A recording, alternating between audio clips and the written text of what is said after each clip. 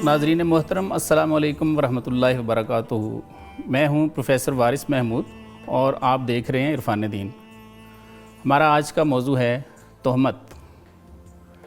नाज़रीन मोहतरम, तोहमत के लुग़वी मानी हैं इत्तिहाम, बहतान या इल्ज़ाम।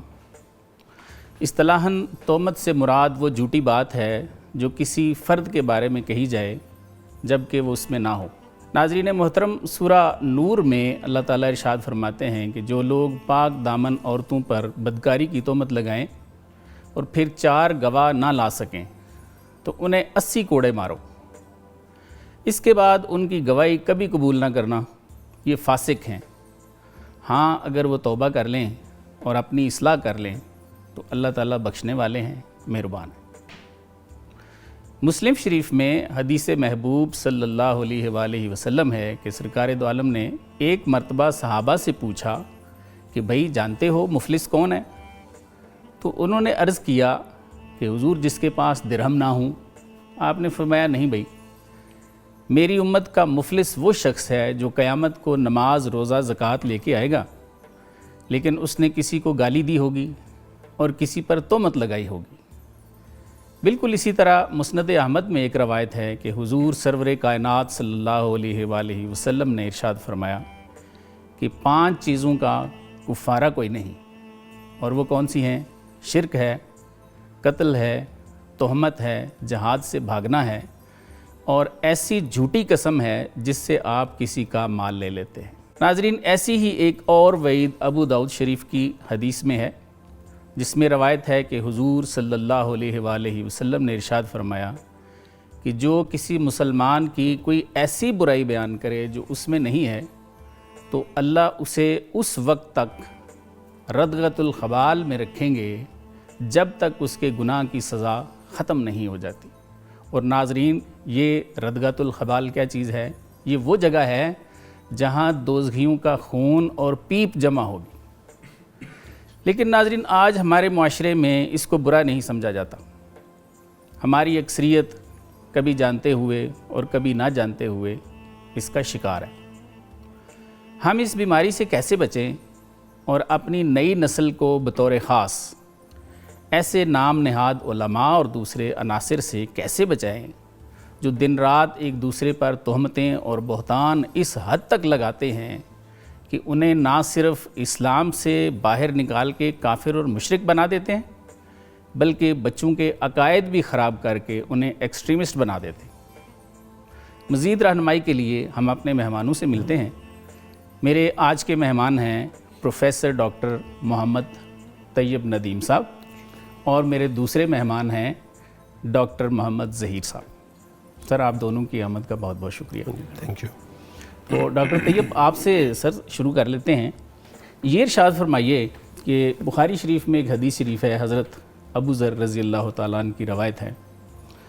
आप फरमाते हैं कि सरकार दो आलम सल्लल्लाहु अलैहि वसल्लम ने इरशाद फरमाया कि किसी पर फ़िस्क की और कुफ़र की तोहमत ना लगाना, ना किसी को फासिक कहना, ना किसी को काफिर कहना।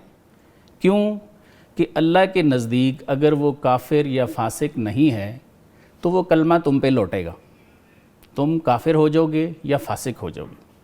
तो सर ये बताइए कि आजकल ये ख़ास तौर पे ये हमारे कुछ जो नाम नहाद उलमा हैं यूट्यूब पे बैठे हैं, उनमें अनफॉर्चुनेटली कुछ मुफ्तियान भी शामिल हैं, वो बड़े ओपनली जनाब कहते हैं कि जी ये जो फ़लाँ तबका है ये कलमा गो मुशरिक हैं। तो आप क्या समझते हैं कि अगर काफिर नहीं कह सकते तो मुशरिक कह सकते हैं, जबकि वो मान भी रहे हैं कि ये कलमा गो हैं, तो कलमा गो को मुशरिक कहना ये क्या समझते हैं आप? वो सही कर रहे हैं या वो खुद तो नहीं इस पे पलट के आ रहे? सर बहुत शुक्रिया। इसमें सबसे पहली बात ये है कि जब हम मक़ासिद इस्लाम या मक़ासिद शरिया की बात करते हैं जी, तो उसके बुनियादी 5 मक़ासिद हैं जी।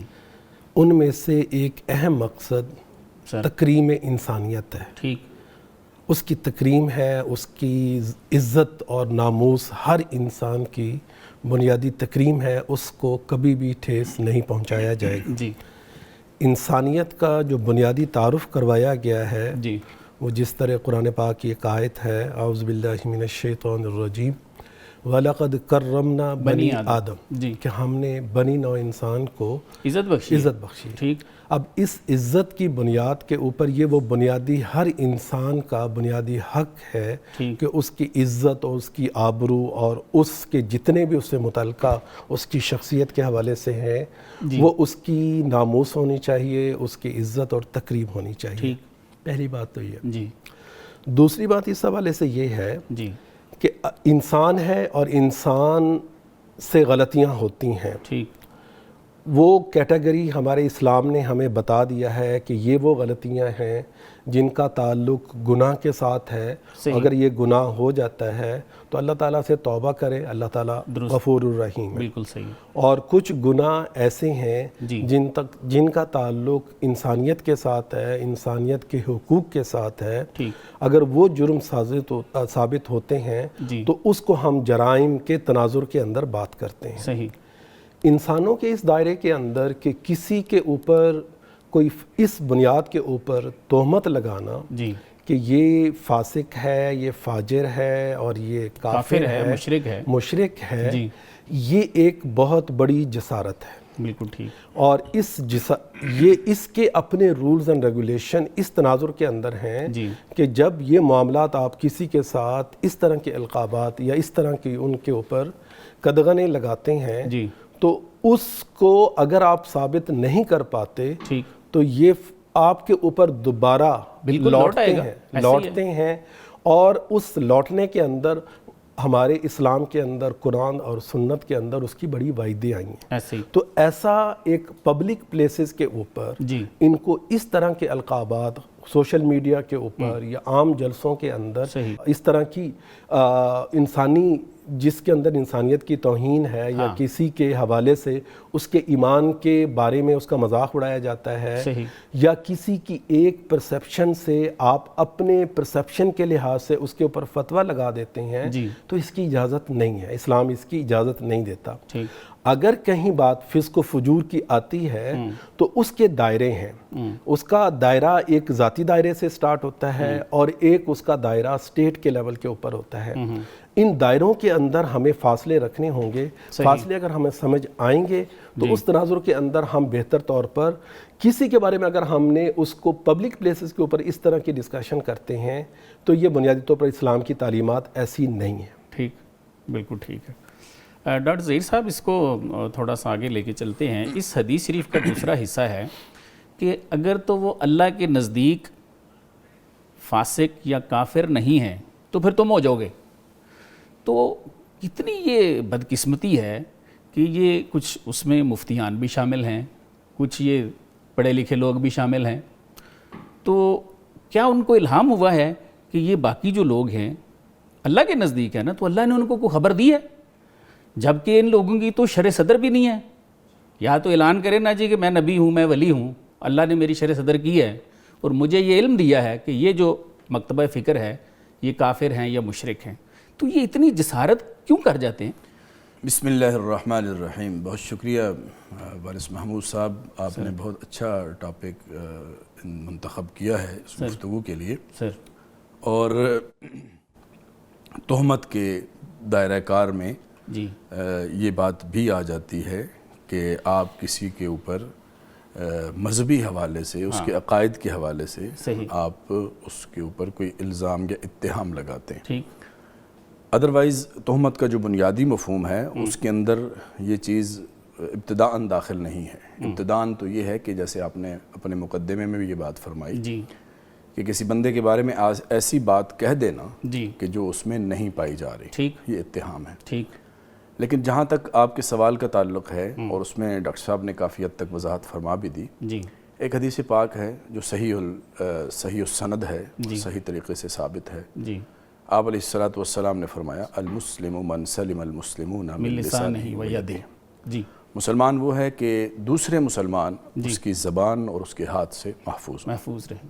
یہ تو میرا سوال تھا، آپ نے پہلے ہی لے لیا ہے. میں عرض کر رہا ہوں کہ یہ ان کے جو معاملات ہیں ان کو قرآن اور حدیث کے ساتھ آپ ذرا ٹیلی کر کے دیکھیں کہ ان کا اپنا عمل کس چیز کی گواہی دے رہا ہے؟ جی میں عرض کر رہا ہوں. جی سر. دیکھیں بات یہ ہے کہ آپ جو جن چیزوں کی طرف اشارہ فرما رہے ہیں کہ کچھ لوگ ایک دوسرے کے اوپر فتویٰ بازی کرتے ہیں اور ایک طرح سے دست و گریباں ہیں آپس میں، اس کی بنیادی اگر وجہ دیکھی جائے تو اس میں نیت کا دخل ہے. ہم دوسرے کی نیت کے بارے میں غلط فیصلہ کر بیٹھتے ہیں. بالکل ٹھیک. اور اس کی بنیاد پہ ہم کسی کو گستاخ کہہ رہے ہوتے ہیں، کسی کو بدعتی کہہ رہے ہوتے ہیں، بے ادب کہہ رہے ہوتے ہیں، مشرک کہہ رہے ہوتے ہیں. حالانکہ کسی کے بارے میں رائے قائم کرنے سے پہلے اس سے بات تو کی جائے کہ بھئی آپ کا اس میں مفہوم کیا تھا، مقصد کیا تھا.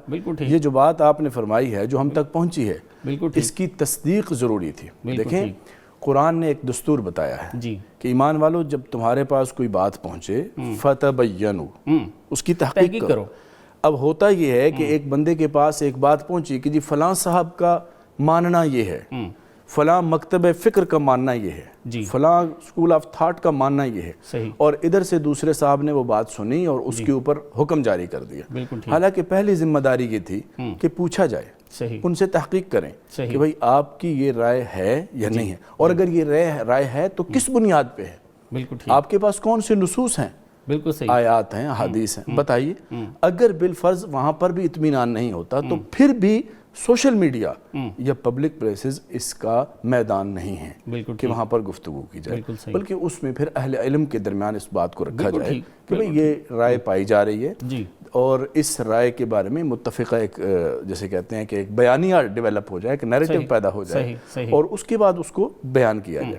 ایسے نہیں کہ ایک بندے کے پاس ایک بات پہنچی جی فلاں صاحب یہ کہہ رہے تھے، اس بنیاد پہ اس نے اپنی ایک رائے بنا لی اور اس کو پھر بجائے کسی تحقیق کے، تصدیق کے، پبلکلی اس کو امت میں فتنہ کھڑا کر دیا. اور اس کا نتیجہ یہی ہوگا کہ امت کے اندر پہلے ہی تقسیم بہت ہو چکی ہے، اور پھر یہ ہے کہ ایک تعبیر کی بنیاد پہ اور انتہائی چھوٹی چھوٹی باتوں میں، جزیات کے اندر، دیکھیں بنیادی جو ہمارا ایمانیات کا سیٹ اپ ہے اس میں ساری امت متفق ہے، سب کا ایک ہے ظاہر. تو تھوڑی بہت تعبیر کے اندر اختلاف ہوتا ہے اور اس تعبیر کی اختلاف کی بنیاد پہ اتنی بڑی بات کہہ دینا، یہ میں سمجھتا ہوں کہ ایک بہت بڑی جسارت ہے. اس سے اجتناب ضروری ہے، اور اس کو اگر آپ لنک کریں گے اگین اپنے ٹاپک کے ساتھ تو وہ یہی ہے کہ آپ کسی کے بارے میں وہ رائے قائم کر رہے ہیں جو اس کی رائے نہیں ہے. بالکل ٹھیک. یہ اتہام ہے، اتہام ہے. بالکل ٹھیک.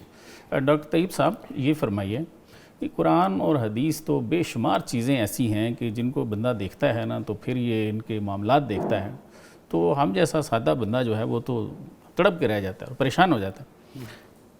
یہ آیت جو ہے کتنی مشہور ہے، وہ عام بچے کی زبان پہ ہے، وَاعْتَصِمُوا بِحَبْلِ اللَّهِ جَمِيعًا وَلَا تَفَرَّقُوا، اللہ کی رسی کو مضبوطی سے پکڑ لو اور تفرقے میں نہ پڑنا.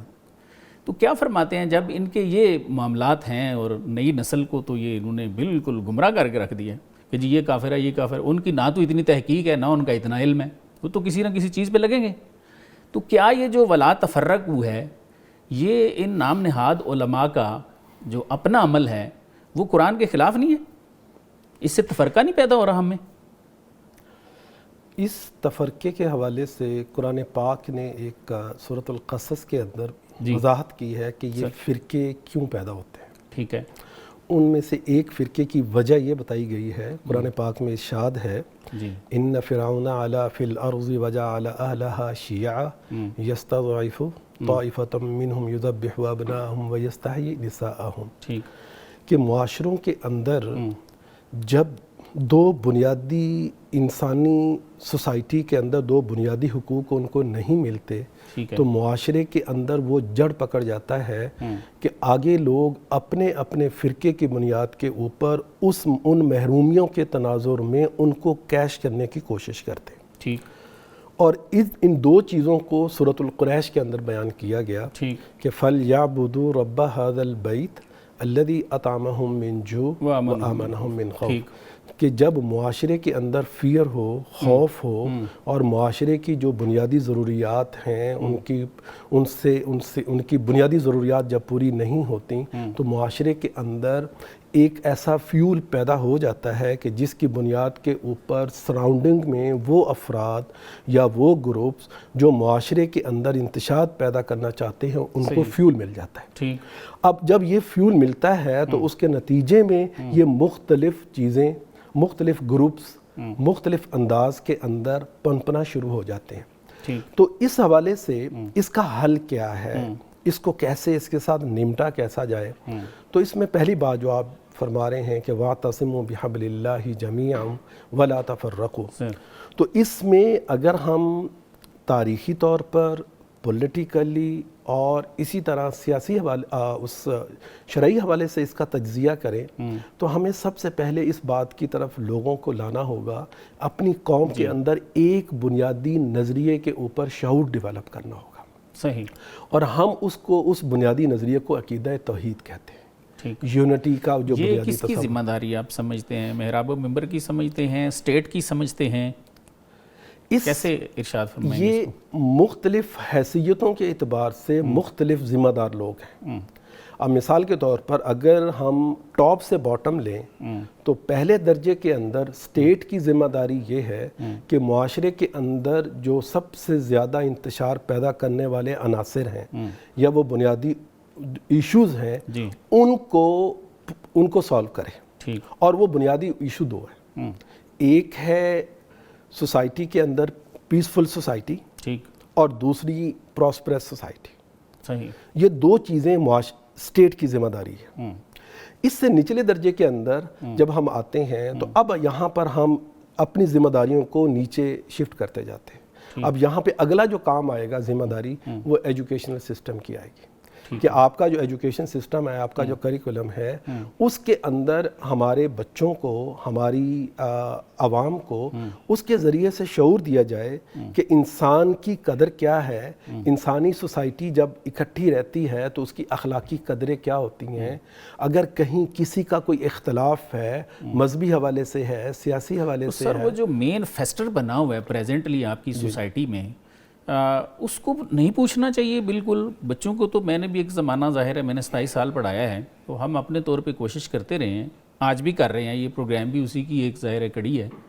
جو ایک ناسور ہم نے پال کے اتنا بڑا کر لیا ہے, ٹھیک ہے, آگے ہم نئے بچوں کو تو چلیں بتاتے رہیں, تو یہ جو کچھ پھیلا رہے ہیں اس کا کیا کرنا چاہیے؟ اس میں والد صاحب, اس میں بنیادی طور پر جو میں اس کو میری انڈرسٹینڈنگ کے مطابق کہ ہم لوگ جو ایجوکیشنل سسٹم کے اندر ہمیں یہ وہ بنیادی چیز ہے جس کو سکھانے کی ضرورت ہے, کیونکہ انہی اسکول کالج یونیورسٹیز کے بچوں نے سوسائٹی کا حصہ بننا ہے. اور ظاہر ہے یہ جو استاد تھے یہ بھی کسی زمانے میں ایجوکیشن کا سسٹم تھے اور اس سسٹم کا حصہ تھے, اس کے اندر وہ اپنا کردار.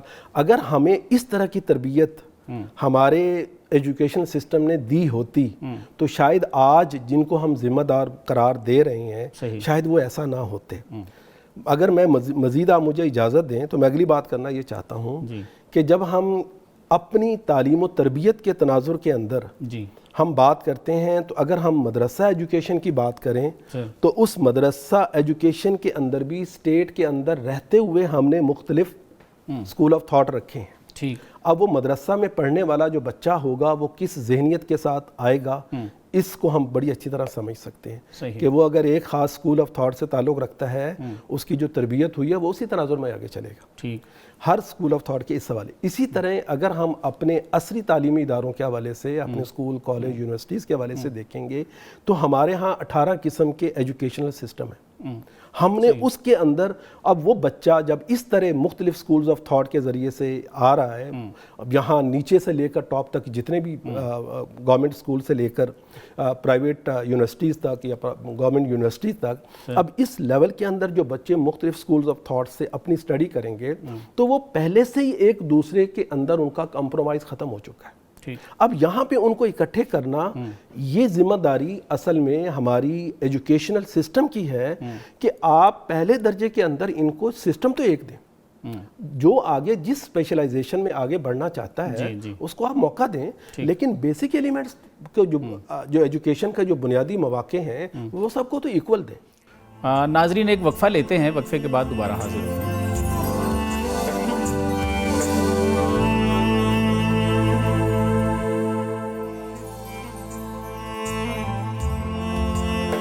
جی ویلکم بیک ناظرین.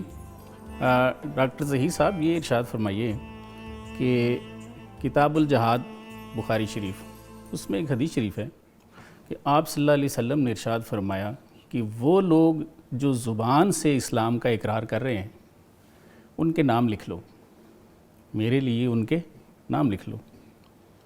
پھر دوسری حدیث شریف ہے کہ آپ صلی اللہ علیہ وسلم نے ارشاد فرمایا کہ جو ہماری طرح قبلہ رخ ہو کے نماز پڑھے اور ہمارا ذبیحہ کھا لے وہ مسلمان ہے۔ ایسی ہے۔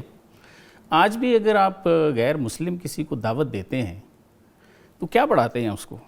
اشہد ان لا الہ الا اللہ و اشہد ان محمد عبدہ و رسولہ۔ اللہ کی گواہی دینی ہے، محمد صلی اللہ علیہ وسلم کی گواہی دینی ہے، تو مسلمان ہے۔ تو کیا ہمارا کوئی مکتبہ فکر ایسا ہے جو اللہ کو نہیں مانتا اور حضور صلی اللہ علیہ وسلم کو نہیں مانتا؟ تو مسلمانی میں تو یہ سارے جو ہیں ان کو کس طرح سے یہ لوگ پروو کر دیتے ہیں یا کہہ دیتے ہیں؟ کیا ان کا نالج جو ہے وہ اتنا کم ہے، یا اس میں دیکھتے ہیں کہ ان لوگوں کے ہیں چینلز، یہ اپنے ان چینلز کی کمائی جو ہے اس کے لیے، ویوز کے لیے یہ اتنے اندھے ہو گئے ہیں کہ کہتے ہیں جی قیامت کس نے دیکھی ہے، موت کس نے دیکھی ہے، پیسہ تو آئے نا۔ کیا فرماتے ہیں؟ اس حد تک بالکل آپ کی بات درست ہے، بلکہ ایک حدیث پاک کے اندر آتا ہے، صحیح بخاری کی ہی حدیث ہے کہ غزوے کے اندر جی ایک صحابی نے ایک کافر کو جو قتل کرتے ہوئے آخری وقت انہوں نے کلمہ پڑھ لیا اس میں، تو آپ علیہ السلام کو جب پتہ چلا کہ صحابی نے اس وقت اس کو قتل کیا جب وہ کلمہ پڑھ رہا تھا، تو صحابی سے وضاحت طلب کی گئی، تو انہوں نے عرض کیا یا رسول اللہ اس نے اوپر سے پڑھا تھا، ڈر کی وجہ سے، ڈر کی وجہ سے، آخری وقت کی وجہ سے۔ آپ نے فرمایا کیا تم نے اس کا سینہ کھول کے دیکھا، چاک کر کے دیکھا، دل چیر لیا تھا کہ تمہیں پتہ تھا کہ وہ دل سے پڑھ رہا ہے یا اوپر سے پڑھ رہا ہے؟ تو ہمارے لیے تعلیمات تو یہی ہیں کہ ہمارے مذہب اسلام میں ظاہر کا اعتبار ہے، خاص طور پہ عقیدے کے حوالے سے اور حکم لگانے کے حوالے سے، بالکل ٹھیک، کہ ایک بندہ آپ کے سامنے یہ وضاحت کر رہا ہے کہ جی میں اس کلمے کا اقرار کرتا ہوں، اور جو بنیادی 5-7 باتیں ہیں ایمانیات کی، آمنت باللہ وملائکتہ وکتبہ ورسلہ والیوم الآخر والقدر خیر وشر من اللہ تعالی والبعث بعد الموت، اور یہ سورہ نساء کی ایک آیت کے اندر یہ اسی ترتیب سے مذکور بھی ہیں۔ جو ان پر ایمان لے آتا ہے تو اس کو اللہ رب العزت نے مخاطب کیا ہے یا ایھا الذین آمنوا کہہ کر، ایسے ٹھیک ہے جی۔ اب کسی کو یہ حق نہیں پہنچتا، چونکہ یہ اصول دین ہے، یہ اساس ہے، یہ بنیاد ہے، بالکل ٹھیک، اس پر جو آ گیا ہے نا اس پر کم از کم کفر کا یا شرک کا یا اتنا بڑا فتویٰ نہیں لگایا جا سکتا۔ کس طرح لگا سکتے ہیں بھئی؟ مسجدیں ان کی آپ کے سامنے ہیں جی، نمازیں وہ کیا وہ قبلہ رو ہو کے نمازیں نہیں پڑھتے؟ اتنا ہی ٹھیک ہے، میں مانتا ہوں جی ہر مسجد والے نے لکھ لیا نا باہر کہ جامعہ مسجد حنفی، جامعہ مسجد اہل حدیث، نمازیں تو پڑھتے ہیں نا سارے، درست بات ہے، لیکن اس میں ایک پہلو یہ بھی سامنے رہنا چاہیے کہ اب جو حالات جس طرف جا چکے ہیں اس میں الحمدللہ ایک جسے کہتے ہیں کہ ٹھنڈی ہوا کا جھونکا اس طرح سے ہے کہ اب متانت اور سنجیدگی ہمیں نظر آنا شروع ہوئی، بہت سارے لوگ اس میں اپنا رول پلے کر رہے ہیں، اور وحدت امت کے اوپر بھی کام ہو رہا ہے، اور دوسروں کی تکفیر یا تفسیق یا اس کے بارے میں کوئی بڑا حکم لگانے سے اجتناب کرنے کی ترغیب بھی دی جانا شروع ہو گئی ہے۔ اس کی وجہ یہ ہے کہ جب کسی غیر مسلم کے ساتھ بات ہوتی ہے تو وہ یہ نہیں دیکھتا کہ اگلا کس فرقے سے ہے، وہ مسلمان سمجھ رہا ہوتا ہے۔ یہ ہم ہی ہیں جو ایک دوسرے کے بارے میں رائے رکھتے ہیں، وہ ہم سب کے بارے میں ایک ہی رائے رکھتے ہیں۔ تو جہاں پر جس طرف آپ نے اشارہ فرمایا کہ ایسے لوگ ہیں جو فرقہ واریت کو نہ صرف یہ کہ پسند کرتے ہیں بلکہ اس کو ہوا دینے کی بھی کوشش کرتے ہیں، وہیں پر ایک بہت بڑی تعداد الحمدللہ ایسے سنجیدہ سکالرز کی، علماء کی اب بھی موجود ہے جو اس اپروچ کو ڈسکریج کرتی ہے، اور وہ یہ کہتے ہیں کہ بھائی دیکھو یہ چیز اب ہمیں بہت نقصان ہو چکا اس سے، اور اگرچہ تاخیر ہوئی ہم سے لیکن اب الحمدللہ ہمیں واپس آنا چاہیے، اور اس چیز کے اوپر کہ امت کے اندر اب وحدت آئے۔ اور آپ کو بڑے ادب سے روکوں گا، کیا جن کا آپ ان علماء کا فرما رہے ہیں کہ جی اکٹھے ہو رہے ہیں، تو کیا انہوں نے یہ جو لوگ بول رہے ہیں سوشل میڈیا پہ، کیا انہوں نے ان کو بھی کہیں کسی فورم پہ بلایا ہے یا ایڈریس کیا ہے یا ان کو بتایا کہ یار یہ تم کس طرف لے کے جا رہے ہو؟ دیکھیں بات یہ ہے کہ سوشل میڈیا کے آنے کے بعد آپ نے خود اپنی بات میں اشارہ بھی فرما دیا تھا کہ ہر کسی کا اپنا چینل ہے، ہر کسی کا اپنا مجال ہے، اپنا میدان ہے، تو اس کے بعد بہت ساری چیزیں جو ہیں وہ اس طرح سے انسٹیٹیوشنلائز نہیں رہ گئیں کہ کوئی بندہ کسی ایک مرکزی جگہ سے مان کر چل رہا ہو.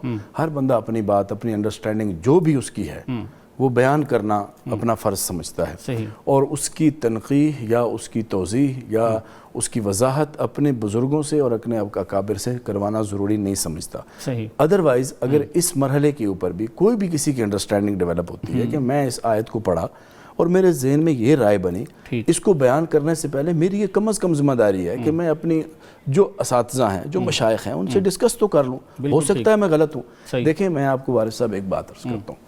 ہمارے پاکستان کے اندر چونکہ بات ہو رہی ہے اس تناظر میں کہ یہ تقسیم در تقسیم کیوں ہو رہی ہے، اس کی سب سے بڑی وجہ یہ ہے کہ جس کی جو انڈرسٹینڈنگ بنتی ہے وہ اس کو بڑوں کے سامنے یا امت کے جو اکابر ہیں، جس میں کسی فرقے کی بات میں نہیں کر رہا، ان کے سامنے پیش کرنے کے بجائے وہ عوام کے سامنے پیش کر دیتے ہیں. یعنی جو وہ سمجھتا ہے نا، جو وہ سمجھتے ہیں وہ نکال رہا ہے. بالکل. اور جب وہ عوام کے سامنے آ جاتی ہے تو عوام نے جو بات سن لی اور ان کو اپیلنگ لگ گئی، اس کے بعد ان کو وہاں سے ہٹانا اتنا آسان نہیں ہے. بالکل. اور دوسری بات یہ کہ جو آدمی ایک بات کے اوپر آیا ہے اپنی تحقیق کی بنیاد پر، جو اسکالر ہے، جو عالم ہے، جو کوئی بھی ہے، کوئی ٹیچر ہے، پروفیسر ہے، ظاہر ہے اس میں تو اب میں آپ کو ایک بات یہاں پر ایک اور ضمنی بات آ گئی کہ اس میں اب عالم اور پروفیسر اور اسکالر کی قید نہیں رہ گئی. عام لوگ بھی اب اس طرح کی جرات کرنا شروع ہو چکے ہیں. ایسے ہی ہے کہ جناب ریٹائرڈ ہوئے اور اس کے بعد انہوں نے کہا کہ میرا دل کر رہا ہے میں تفسیر لکھ دیتا ہوں. صحیح ہے. ٹھیک ہے جی،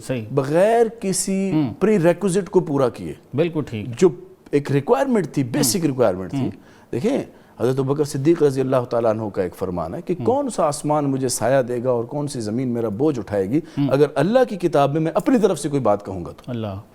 تو یہاں پر یہ اپروچ سر ڈیولپ ہو چکی ہے کہ جو بندہ اٹھتا ہے اس کا دل کرتا ہے جی میں، اچھا جذبہ ہے، جذبہ اچھا ہے، اس کو انکریج کرنا چاہیے. اس کا جذبہ بہت اچھا ہے کہ میں قرآن کی خدمت کروں، لیکن کرتے کیا ہیں کہ چند ایک کتابیں اردو کی پڑھی اور اس کے بعد ایک اپنی تحقیق بنائی اور اس کو پبلک کر دیا، کسی کے سامنے پیش کریے بغیر. حالانکہ امام سیوطی رحمۃ اللہ علیہ نے لکھا ہے ڈاکٹر صاحب کہ قرآن کریم کی تفسیر کرنے کے لیے ایٹ لیسٹ 15 علوم چاہیے. 15 علوم چاہیے، اس کے بغیر کوئی بندہ قرآن میں بات نہ کرے. لیکن یہاں کیا ہے جی، بات علماء کی طرف سے بھی کوتاہی، اسکالرز کی طرف سے بھی. آپ نے منبر و محراب کی بات کی، بالکل ہم مانتے ہیں وہاں کوتاہیاں ہوئی ہیں، اور لیکن اب جو ہے نا ریمیڈی کی طرف بات آنا شروع ہو گئی. لیکن یہ جو اب سوشل میڈیا کے ٹرینڈ کی وجہ سے جو یہ ایک ٹرینڈ آ گیا ہے کہ جس کی جو تحقیق سمجھ میں آ رہی ہے وہ اس کو پبلکلی بیان پہلے کر رہا ہے، اور اس کو اگر منع کیا جائے یا اس کو سمجھایا جائے کہ بھائی یہ بات آپ، تو وہ اس بات کو اپنی تحقیق کی توہین سمجھتا ہے. ڈاکٹر طیب صاحب، سر نے ایک بڑی اچھی اس میں سے بات جو ہے نا وہ نکالی ہے. وہ فرما رہے ہیں جی جو بندہ ریٹائر ہوتا ہے اردو کی کتاب پڑھ لیتا ہے، جس کا جب دل چاہتا ہے وہ سمجھتا ہے جی میں ثواب ہوگا میں ایک تفسیر لکھ جاتا ہوں. تو یہ فرمائیں کہ بخاری کی حدیث وہ تو آپ نے ظاہر ہم سے زیادہ آپ اس سے وابستہ ہیں. سرکار نے فرمایا کہ جس نے اپنی طرف سے ہم پہ جھوٹ باندھ دیا وہ ٹھکانہ اپنا دیکھ لے پھر جہنمی ہے. اسی طرح مشکات میں نے اس کو دیکھا، قرآن کے بارے میں بھی ایسے ہی ہے. یہ تو عقلی دلیل بھی ہے کہ اگر آپ حدیث پہ جھوٹ نہیں باندھ سکتے ہو، اپنی تشریح نہیں کر سکتے ہو، تو قرآن پہ کر سکتے ہو. لیکن سرکار کا تو کلام ہے من قال فی القرآن برائے ہی فلیتبوا مقعدہ من النار. اس نے قرآن میں اپنی رائے سے کچھ کہا، وہ بھی اپنا ٹھکانہ جہنم میں سمجھے. تو کیا یہ اپنی رائے سے اگر نہیں کر رہے تو ان کو یہ الہام ہوا ہے، جبکہ ان میں سے میجورٹی جو ہے وہ تو یہ الہام کے بھی قائل نہیں ہیں کہ جی یہ فرقہ جو ہے یہ سارے کافر ہیں. تو نہ یہ ڈرتے ہیں کہ قرآن پہ رائے نہیں دینی ہم نے، نہ یہ ڈرتے ہیں کہ حدیث پہ رائے نہیں دینی ہے، دیکھا جائے گا جو ہوتا ہے. امت بگڑتی ہے، ٹکڑے ٹکڑے ہوتی ہے، ہو جائے. بچے آگے جو نئی نسل ہے ان میں ایک جناب تفرقہ بازی شروع ہو جاتی ہے، ہو جائے. کسی کے ہیں نا جی، کوئی والی وارث نہیں نظر آتا آپ کو. کیا فرماتے ہیں وارث صاحب؟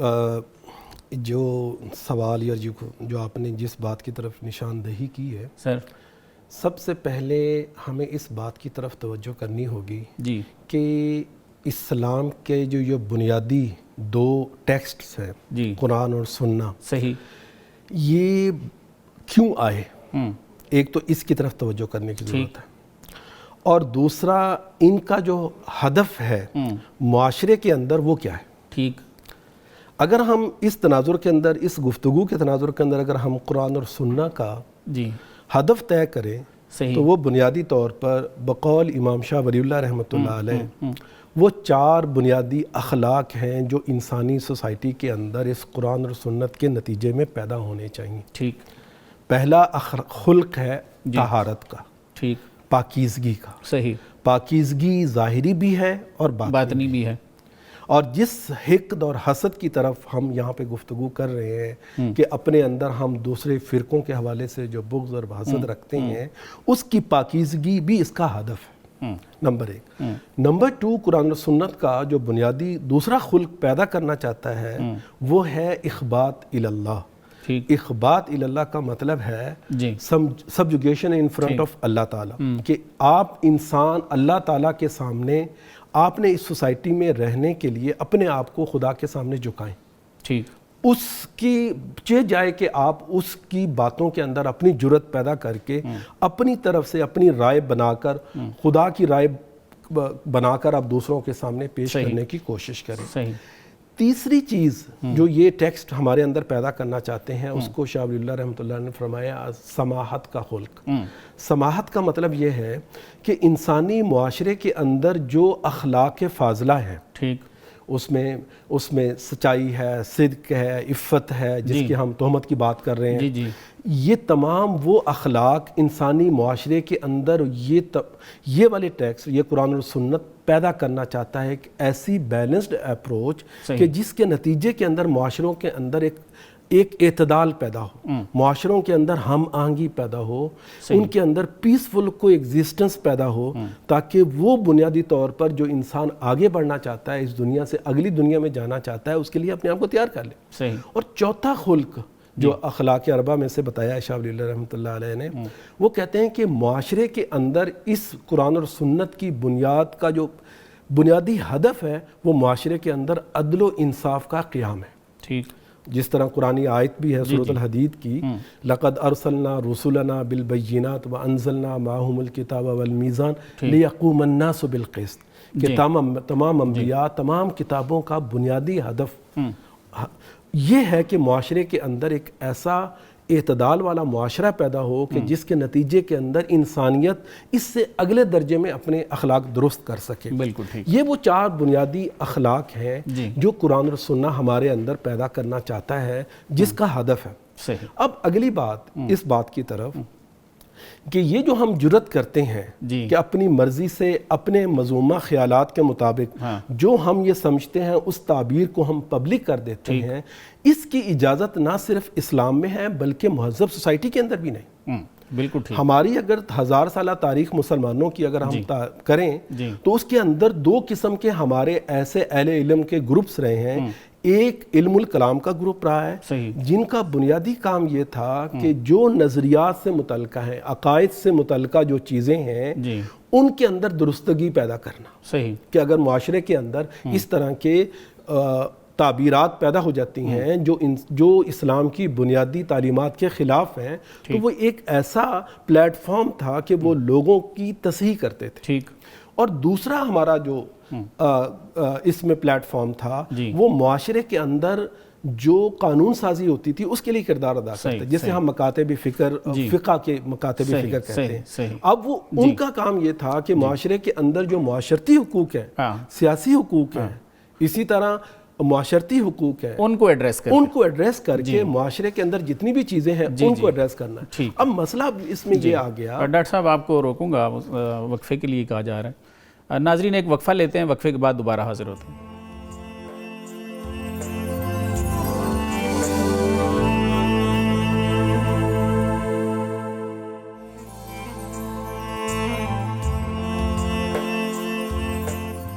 جی ویلکم بیک ناظرین. ڈاکٹر طیب صاحب یہ فرمائیے کہ قرآن میں ہے وَقُولُوا لِلنَّاسِ حُسْنًا، لوگوں سے اچھی بات کرو. تو اگر ہم کسی کو کہیں تو مشرک ہے، کلمہ کو مشرک ہے، اور کہے بھی وہ بندہ جس نے پگڑی شگڑی باندھی ہوئی ہے جناب، بڑا ماحول بنایا ہوا اس نے اسلامی، تو یہ کس لیول کے ہمارے جو معاملات چل رہے ہیں یا ہمارے علماء ہیں ذرا نہیں سوچتے کہ میں کیا بات کرنے لگا ہوں، اتنی بڑی بات کہ ان کو کہا جائے تو شاید خود گلے پڑ جائیں. اس کا خیال نہیں رکھنا چاہیے کہ اس نے مجھے کہہ دیا پھر کیا ہوگا، پھر اچھا نہیں لگے گا نا سر. جی بارے صاحب، اس میں اسی تناظر کے اندر ایک طرف ہے آمنوا اتقوا اللہ، پھر اس کے بعد آگے ہم بات کرتے ہیں قولوا للناس حسنا. دیکھیں اوور آل اگر ہم اپنے معاشرے کی، پاکستانی معاشرے کی بات کریں صحیح، تو اس معاشرے کے بنیادی مسائل میں سے ایک مسئلہ یہ ہے جی کہ ہم ان اخلاق کی طرف ہماری توجہ نہیں گئی، ان اخلاق کے کہہ لیں کہ اس کے برعکس جی وہ اخلاق جس کی وجہ سے معاشروں کے اندر انتشار پیدا ہوتے ہیں اس کی طرف ہماری توجہ زیادہ چلی گئی. صحیح، ایز اے معاشرہ، ایز پاکستانی معاشرہ. ٹھیک. اس پاکستانی معاشرے کے اندر جب معاشرے تباہ ہوتے ہیں تو اس معاشرے کے اندر ہر سوسائٹی کا ہر سیگمنٹ اس میں اپنا کردار ادا کر رہا ہوتا ہے. وہ کوئی کسی مذہب کے حوالے کو مذہبی ٹائٹل کے ساتھ ہو، کسی اور پروفیشن کے ساتھ ہو، کوئی اگر کسی میڈیکل پروفیشن میں ہے تو ان کے اخلاق کے حوالے سے اگر ہم بات کریں، اسی طرح اگر ہم کسی قانون کے شعبے سے ہیں تو ان کی اخلاقیات کے حوالے سے اگر ہم بات کریں، اساتذہ کے حوالے سے بات کریں، اسی طرح سیاسی حوالے سے بات کریں، ٹھیک ہے. تو یہ ایک ایز اے ہول جب سوسائٹی کا یہ بنیادی میں اس طرح کی سوسائٹی بن جاتی ہے تو یہاں پر ایک لمحہ فکریہ ہوگا کہ ہمارے معاشرے کے اندر یہ والی سچویشن کیوں پیدا ہوئی. ٹھیک. یہ ایک سوال بڑا اہم ہے کہ پوری کی ایک تو ہوتا نا کہ ایک گروہ سوسائٹی کا ایک سیگمنٹ اگر اس میں انوالو ہوتا تو پھر تو ہم یہ کہہ سکتے تھے کہ اس گروپ کی تربیت ہونی چاہیے. اگر تمام سوسائٹی کے اندر جتنے بھی مختلف پروفیشنز ہیں وہ سارے کے سارے اگر اس میں مبتلا ہوں تو اس کا مطلب آپ کو جو اس ٹرینڈ کو سیٹ کرنے والا ہے، ٹرینڈ سیٹر ہے، اس کی طرف جانا ہوگا. وہ کوئی سسٹم ہو سکتا ہے، وہ کسی کے کچھ اپنے تھاٹس ہو سکتے ہیں، صحیح، وہ ٹارگٹس ہو سکتے ہیں، آئیڈیاز ہو سکتے ہیں جس کی بنیاد کے اوپر وہ معاشرے کو اس طرف لے کے جانا چاہتا ہے. ڈاکٹر صاحب ہمارے پاس ٹائم ذرا شارٹ ہے ابھی، تو یہ فرمائیے کہ ہم نے کافی باتیں کر لیں اس پہ کہ تہمت لوگ لگاتے ہیں اور اس کے نقصانات کیا کیا ہیں. یہ فرمائیے کہ کن صورتوں میں انسان جھوٹ بول سکتا ہے؟ یہ تہمت بھی بیسیکلی ہوتی تو جھوٹ ہی ہے، جو دوسرے میں نہیں ہے اس کو ویسا کہہ دیا. تو یہ کن صورتوں میں ہم جھوٹ بول سکتے ہیں؟ شریعت نے کچھ ایسی سچویشنز بتائی ہیں. جی. مثال کے طور پر جنگ کی صورتحال ہے. جی جی. تو اس میں تو حدیث میں کہا گیا الحرب خدعۃ، جنگ ایک چال ہے. تو اس میں ایسی سچویشن آ جاتی ہے بعض اوقات، اور اس میں روایات سیرت کی بھی موجود ہیں. جی جی. اور ایسے کئی واقعات ہوئے بھی، بلکہ صحابی نے اجازت لی حضرت نعیم بن مسعود نے غزوہ احزاب کے موقع پر کہ کچھ باتیں مجھے اگر خلاف حقیقت وہاں کہنا پڑیں تو مجھے اجازت، آپ نے اجازت بھی دی. بالکل ٹھیک. اسی طرح میاں بیوی کے درمیان صلح کرانے کے لیے اور طلاق سے بچنے کے لیے اور گھر کو بچانے کے لیے. اچھا، پھر یہ ہے کہ کوئی دو فریق لڑ رہے ہیں تو ان کے درمیان مصالحت کراتے ہوئے اگر بندے کو لگتا ہے کہ یار اگر میں تھوڑی سی بات کو، ایسا نہیں کہ وہ جھوٹ کہوں گا، بلکہ تھوڑی سی بات کو جسے کہتے ہیں نا توریہ کر لینا، کہ ایسے انداز سے کہ دوسرے بندے کو برا نہ لگے. صحیح. اس پہ ایک تھوڑا سا مزید ایکسپلین فرمائیے کہ جیسے یہ جنگوں کی آپ نے بات کی، تو ماڈرن ایرا میں جو جنگیں ہیں وہ دو طرح کی ہیں. ایک تو ہے کہ بالکل سامنے اوپنلی جنگیں ہو گئی ہیں، جیسے ابھی فلسطین والی ہو رہی ہے، اسرائیل کر رہا ہے جو کچھ کر رہا ہے، ہم سب جانتے ہیں. دوسری یہ ہے کہ یہ سرد جنگیں بھی چلتی ہیں، پراکسی وارز جو ہیں، پراکسی وارز جو ہیں، تو ان میں بھی تھوڑا سا بلکہ انہی میں ہی زیادہ یہ چیز چلتی ہے. دیکھیں میں نے جو غزوہ احزاب کی مثال دی، جو کہ آپ نے فرمایا تھا نا وقت کم ہے، میں جلدی میں جا رہا تھا، اس میں سارا معاملہ ہی انٹیلیجنس رپورٹنگ کا تھا. بالکل ایسے. حضرت نعیم بن مسعود جو ہے وہ نو مسلم تھے اس وقت، انہوں نے اجازت دی کہ میں اسلام قبول کیا ہے، اب میں جاتا ہوں، اور انہوں نے بڑا رول پلے کیا کہ یہود کے ساتھ بات کی، ان کو سچویشن دیکھ کر مشرکین مکہ کو بتائی، مشرکین کی سچویشن ان کو بتائی، اس کے نتیجے میں پانسا ہی پلٹ گیا، کیفیت ہی الٹ گئی. حالانکہ انہوں نے جھوٹ نہیں بولا تھا، انہوں نے ایک کیفیت کو ایک اپنے انداز سے بیان کیا. اس کی چھوٹی سی مثال میں آپ کو دیتا ہوں کہ حضرت ابوبکر صدیق رضی اللہ تعالیٰ عنہ حضور کے ساتھ ہجرت فرما رہے ہیں، حضرت حضور تشریف لے جا رہے ہیں، حضرت ابوبکر خادم کے طور پر ساتھ ہیں. راستے میں ایک جگہ پر ایک صاحب پوچھتے ہیں کہ جناب یہ کون ہے آپ کے ساتھ؟ حضرت ابوبکر کے واقف تھے وہ، انہوں نے حضور کے بارے میں پوچھا کہ یہ کون ہے آپ کے ساتھ، حالانکہ اعلان ہو چکا تھا کہ جو پکڑ کے لائے یہ ہوگا. حضرت ابوبکر نے بڑا پیارا جواب دیا، انہوں نے فرمایا رجل یہدینی، یہ وہ آدمی ہے جو مجھے راستہ دکھاتا ہے. اب وہ سامنے والے نے یہ سمجھا کہ شاید کوئی راہ گائیڈ ہے توریہ ہو گیا، گائیڈ ہے. لیکن حضرت ابوبکر تو اشارہ فرما رہے تھے رجل یہدینی، یہ مجھے جنت کا راستہ دکھاتا ہے. اب وہ جھوٹ تو نہیں تھا. تو ایسی سچویشنز میں اللہ تعالیٰ جیسے حضرت ابراہیم علیہ السلام، ہاں ابراہیم علیہ السلام. تو دیکھیں جب بندہ اللہ کے لیے ڈرتا ہے، تقوی اختیار کرتا ہے، اللہ اس کے لیے راستے کھول دیتا ہے. تو اس کی کئی جو ہے نا کئی صورتیں بن جاتی ہیں کہ بھئی وہ ایک عالم کے بارے میں بھی میں نے پڑھا کہیں کہ وہ کھڑے تھے ایک جگہ پر، تو انگریز کے دور میں پولیس آئی ان کو گرفتار کرنے، انہی سے پوچھتی ہے جی فلاں صاحب کدھر ہیں، تو وہ اپنی جگہ سے ہٹ کے ادھر کھڑے ہو گئے اور کہتے ہیں جی ابھی تو یہیں کھڑے تھے. صحیح. اب وہ جھوٹ تو نہیں بولا انہوں نے، لیکن اپنے آپ کو بچا لیا. تو سر ایسی کئی سچویشنز ہوتی ہیں جن میں آپ جھوٹ سے بچ سکتے ہیں. ضروری نہیں کہ جھوٹ بولنا، لیکن اس کے باوجود جنگ کے اندر میاں بیوی کے درمیان معاملات کو ایڈریس کرتے ہوئے، مصالحت کراتے ہوئے، دو فریقوں کے درمیان صلح کراتے ہوئے، ایسی سچویشنز میں اگر تھوڑی بہت بات آگے پیچھے کرنی پڑے تو کر سکتے ہیں. اسلام اجازت دیتا ہے. بالکل ٹھیک، بالکل ٹھیک. ناظرین، آپ نے ہمارا آج کا پروگرام دیکھا. آج جو باتیں ہم نے سیکھیں وہ آپ کے لیے میں دہرا دیتا ہوں. ہمیں یہ بات پتہ چل گئی کہ بہتان یا تہمت گناہ کبیرہ ہے، اگرچہ یہ ہمارا معمول بن چکا ہے اور اسلام نے اس کے لیے 80 کوڑوں کی سزا رکھی ہے. ہم نے یہ بات بھی سمجھی ہے کہ بہتان یا تہمت کا کفارہ نہیں، اور ایسے شخص کو دوزخ کی اس جگہ رکھا جائے گا جہاں دوزخیوں کا خون اور پیپ جمع ہوگی. ہمیں یہ بات بھی آج کی گفتگو میں پتہ چلی کہ قیامت کو لوگوں پر بہتان اور تہمت لگانے والا سب سے مفلس ہوگا. بے شک اس کے پاس نمازیں ہوں، روزے ہوں گے، زکوٰۃ ہوگی، یہ نیکیاں سب اس کے پاس ہوگی. ہمیں حدیث رسول صلی اللہ علیہ وسلم سے یہ بات بھی مل گئی کہ مسلمان کو کافر اور مشرک کہنے والا خود کافر اور مشرک ہو جاتا ہے، لیکن ابلیس اسے سمجھ نہیں آنے دیتا. ہمیں حدیث رسول صلی اللہ علیہ وسلم سے یہ بات بھی ملی کہ مسلمان کی زبان اور ہاتھ سے دوسرے مسلمان محفوظ ہوتے ہیں، اور اگر کوئی مسلمان کو کافر یا مشرک کہتا ہے تو اس کی زبان سے وہ محفوظ تو نہیں رہتا. حدیث رسول صلی اللہ علیہ وسلم کے مطابق ایسا شخص مسلمانوں سے نہیں ہے. اور ناظرین، ہمیں یہ بات بھی سمجھ آئی کہ کسی کی جان بچانے کے لیے ہم جھوٹ بول سکتے ہیں، جنگ میں جھوٹ بول سکتے ہیں، ہاں یہ سرد جنگ ہو یا اوپن جنگ ہو، کھلی جنگ ہے، ہم جھوٹ بول سکتے ہیں، کیونکہ حدیث شریف میں آیا ہے کہ جنگ ایک چال کا نام ہے. تو ایسی صورت میں آپ جھوٹ بول سکتے ہیں، اسلام نے اس کی اجازت دی ہے. اللہ تعالی ہم سب کو مل جل کر رہنے اور اپنے اعمال کو مڑ کر دیکھنے کی توفیق عطا فرمائے. اس کے ساتھ ہی ناظرین میں اپنے مہمانوں کا شکریہ ادا کروں گا. سر آپ دونوں مہمانوں کی آمد کا بہت بہت شکریہ. ناظرین مجھے بھی اجازت دیجیے. اللہ حافظ.